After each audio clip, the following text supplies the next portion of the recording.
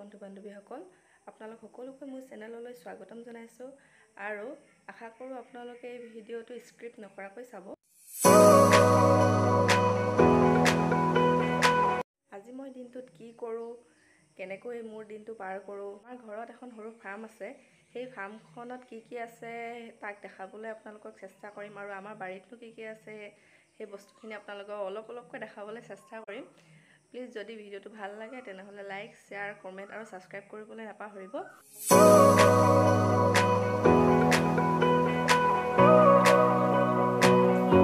এই মানি প্লেণ্টজোপা ৰোৱা মোৰ আজি 2 সপ্তাহতকৈ বহুত বেছিয়ে হ'ল, কিন্তু তথাপিও ইমান ভালকৈ গ্ৰ'থটো হোৱা নাই আৰু এয়া অলপকৈ কুঁহপাত ওলাইছে। ইয়াত অকল গোবৰ আৰু বালি মাটিহে দিছোঁ, তাৰ বাদে একোৱে দিয়া নাই।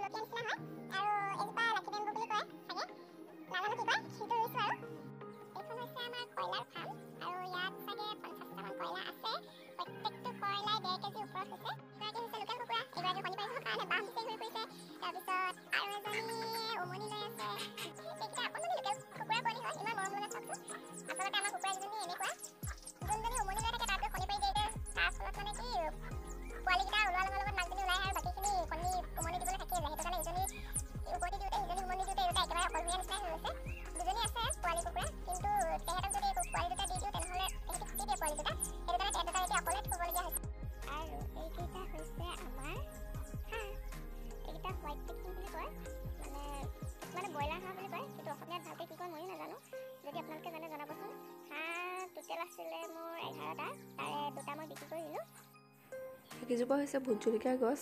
সেইদিনাখনি মই আচাৰখিনি এইকেইজোপা গছৰ পৰাই বনাইছিলোঁ। আৰু আছে ভোট জলকীয়া গছ, কিন্তু ভালদৰে পাতবোৰ ওলোৱা নাই, সেইটো কাৰণে এইকেইজোপাকে দেখালোঁ। বগিচা মোক সকলোৱে চিনি পায়, কোনে কোনে খাই ভাল পায় জনাবচোন। আমাৰ ইয়াত ইমানেই কেৰ্কেটুৱা আৰু বান্দৰৰ উৎপাত, সেইটো কাৰণে বগিচামুখখিনি পলিথিনে বান্ধি ঢাকি থ'বলগীয়া হৈছে। এই নেমুজোপাত এইবাৰ প্ৰথম এটা নেমু লাগিছে। এয়া চাওক, বেছি ডাঙৰ হোৱা নাই, সৰু হৈ আছে আৰু দুপাশে ফুলো ফুলি আছে।